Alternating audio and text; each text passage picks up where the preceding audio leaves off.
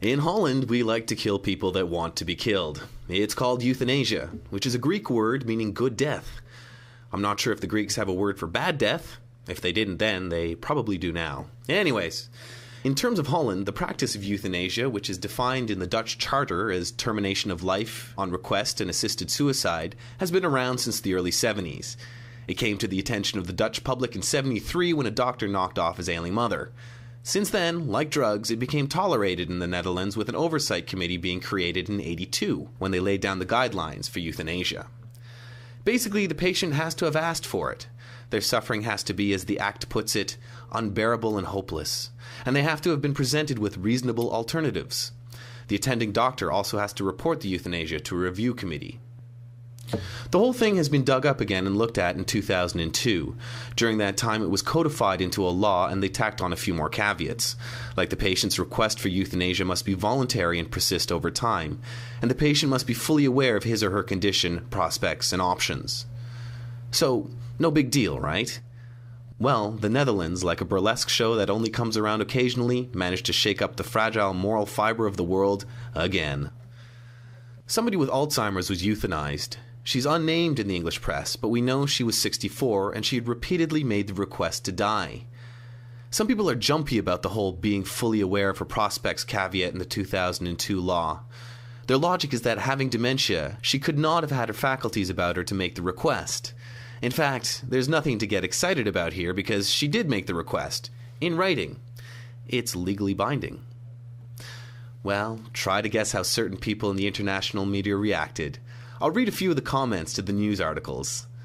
Polly, in the UK, doesn't seem to understand how Alzheimer's works. She said, "This lady may well have changed her mind with the passing of time, yet she's still euthanized." Sorry, Polly, but this lady knows less and less about how to use the toilet with the passing of time. Real World, who is deeply loved, said, "I am fortunate in being loved and have no fear of being killed off." Yes, Real World, because nothing says I love you like keeping you alive despite being brain dead and in enormous amounts of pain. And everyone knows that Dutch people go around eyeing each other up to see if they're ready for dying. Jeff Rosenberg doesn't like euthanasia, unless it's for people that tend to like euthanasia. He said, "Now we just need to convince the doctors that liberalism is a form of dementia." Spike 5 said, "I believe in allowing people to die at the time that they would have naturally if we didn't have the tools to keep them alive indefinitely and drag out their misery. Anything else is playing God by using technology to deny His will." What, I wonder, does he think would be used to cure him of his terminal stupidity? Chances are it would have been technology. It was God's will that granted him access to the idiot float on the dumb parade in the first place. Josh decided to teach us a little history lesson, saying, "This reminds me of my history classes when we were studying ancient Greece, and we came to learn that ancient Spartans killed all of the newborn children who were found to be unfit and had mental problems by throwing them out of high hills." Ignoring the fact that unless the children were hot magma, they were not thrown out of high hills, they were thrown off of them. It makes you wonder what the ancient Spartans would have done with Josh. David Nesbitt from Scotland suspects the Dutch doctors have been possessed by Hitler. He said, "He may be gone, but the spirit of Hitler lives on." Yes, David, because the Jews actually wanted to be murdered in the millions. They wrote it in the Torah.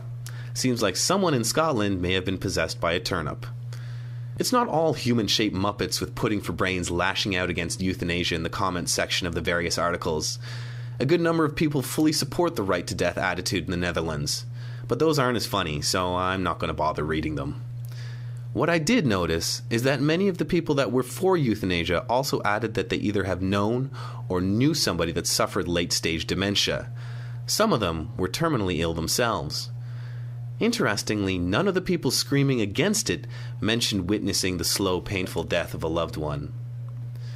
Go figure. My name is Aaron DeHooch, and you're listening to Casual Friday.